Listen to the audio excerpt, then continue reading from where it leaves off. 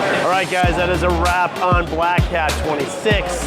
That is a wrap, and that is, in fact, the reason why I'm doing this wrap around. And guess what? It's not quite done yet, because I got one more wrap for you, and that is a wrap with the CEO of Bedrock Data. We're bringing on Bruno, because this is epic. How are you, my friend? I'm doing great. So Bruno is the CEO of Bedrock Data, kind of a big deal. And I said, hey, let's go against the grain. Let's go against traffic, which is exactly what we're doing. Black Hat just let out, and we're going to be going against traffic because that's what real aggressive, smart startups and cool startups do. You don't just go with the grain, you got to go against the grain sometimes to stand out. So speaking of standing out, what stood out for you? Maybe it was in conversations, maybe it was something that you heard, maybe it was a new trend. What was one of your personal favorite things that kind of stood up for you for this Black Hat? Most of the things that I really enjoyed this time around were around one-on-one conversations with thought leaders.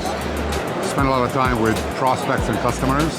And what's interesting about this year versus last year for me is that a lot of people are starting to think much more strategically about AI versus how they used to, right? There was a lot of sort of agent this hype, identity that. This year there's a lot about sort of deeper context required to do this really effectively, to do it at scale. And those things are kind of very different actually this year than last year. So, you know, this isn't your first rodeo. Congratulations on the exit for Sumo. And that was that about a 12, 13-year run? That was a 13-and-a-half-year run for me. Wow. From 2010 until 2023. Here's what inspires me. That was an amazing company, it was an amazing exit, and here you are doing it again. You know, it tells me that you not only have the startup DNA, but you have that massive hop into step. Like you actually, like what inspires you? Can I take it back to when you put the new group together? You got a great team, everybody I've met at Bedrock Data is just fantastic. So what's the inspiration to kind of bring it all together and put another team and call it a dream team to do it all over again? Great question. I ask myself that sometimes, and other people ask me that often. So the inspiration for me was that I like solving problems. And this problem that we are solving now is one of those problems that's not yet been solved.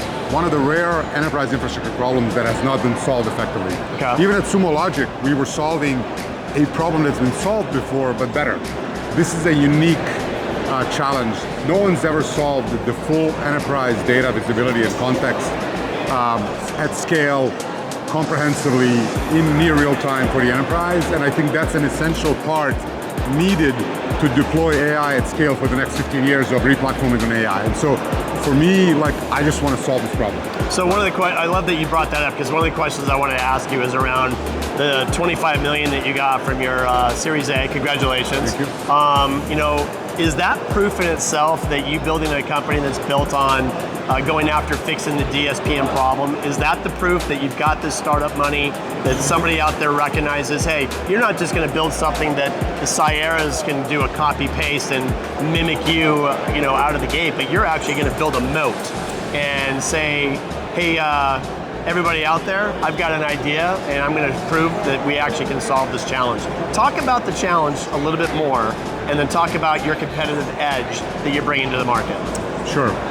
So the challenge is that there is no source of truth for enterprise data, right? No one in the enterprise can tell you where all their data is, what's sensitive, who has access to it, where did it originate, how did it get there, is it overly exposed? Yep. That challenge exists because data is not like infrastructure. Right. Infrastructure is discrete.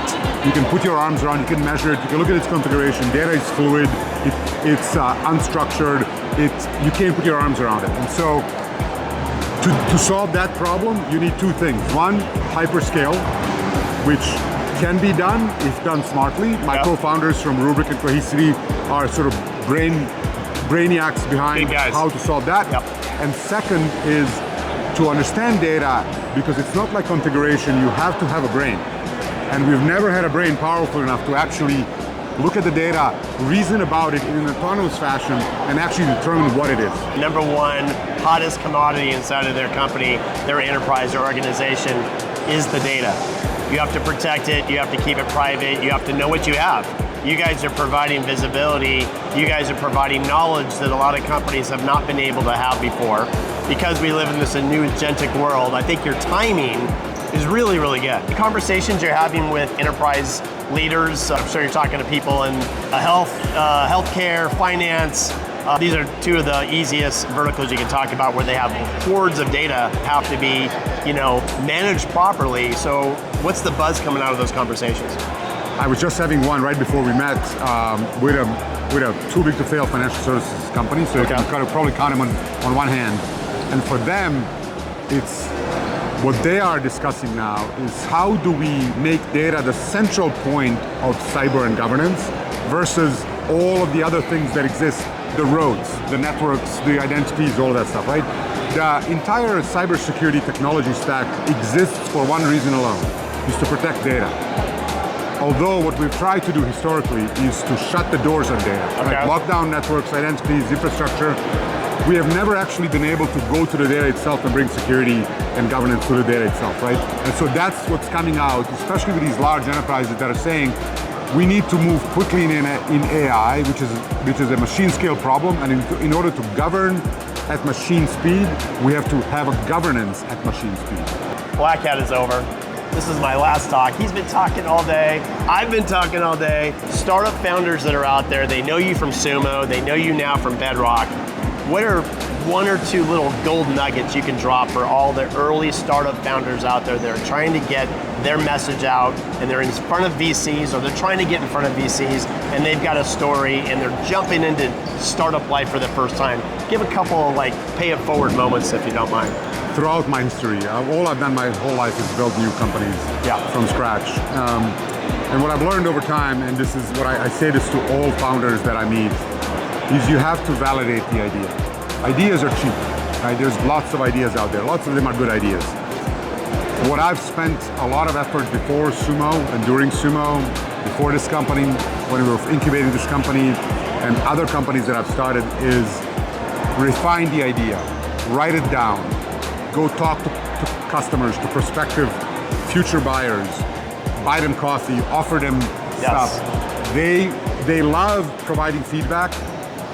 You don't have to have technology, you don't have to have a prototype, you just need to have a conversation, understand the problem, understand the pain points, and do that 100 times. 100 is the magic number. It doesn't cost that much. It's a lot of effort, but it is invaluable. Something tells me somebody walks up and asks you a question like that. If you have the time, you're going to give them a couple minutes and get feedback. Always. Love that. Yeah. He is a cool guy. Little fun fact. He and I are debating if we're going to be flying or driving home because a lot of the flights are being canceled out of Vegas today. So if you could go to Turo, little shout out to Turo, and rent one car to get on the road to take you back to the Bay, any car, it's not on the company dime, it's on your dime, it might make you think twice.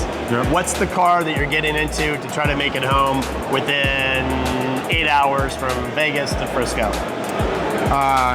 911 GT3 RS. There it is. He's a Porsche fan. His name is Bruno, my name is EP. He's a cool kid, you can tell.